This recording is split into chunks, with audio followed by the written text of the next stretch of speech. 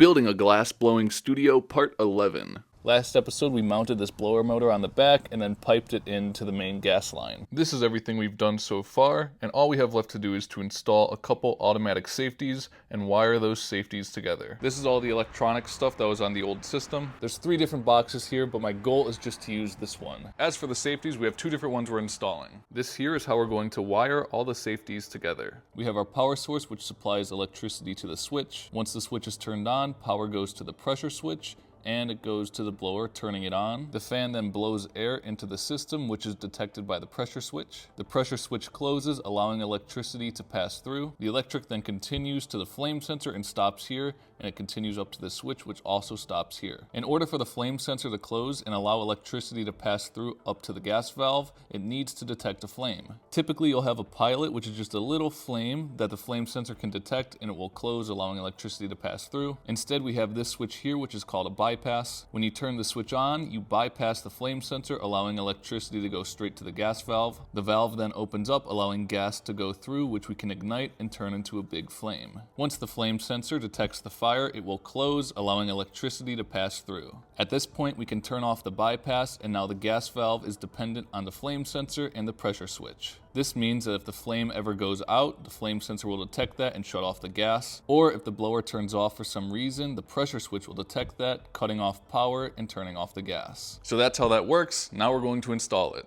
We'll start with the pressure switch, and once we're done with that, we'll move on to the flame sensor. I attached it to this little setup here and then screwed that onto the back. Now that we have the pressure switch and flame sensor installed, it's time to wire everything together. The first thing we're going to do is clean out this control box. It's super dusty, a lot of dead spiders inside, so we have to get rid of that. We're also going to pull out any old wiring that we're not going to use.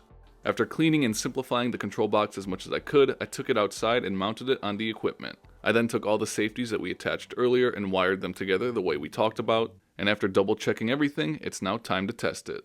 Restoring this equipment has been a long journey, and we still have a lot more to do to finish the glass blowing studio. Which means if you want to keep up with this project, be sure to follow, and now let's check out the results.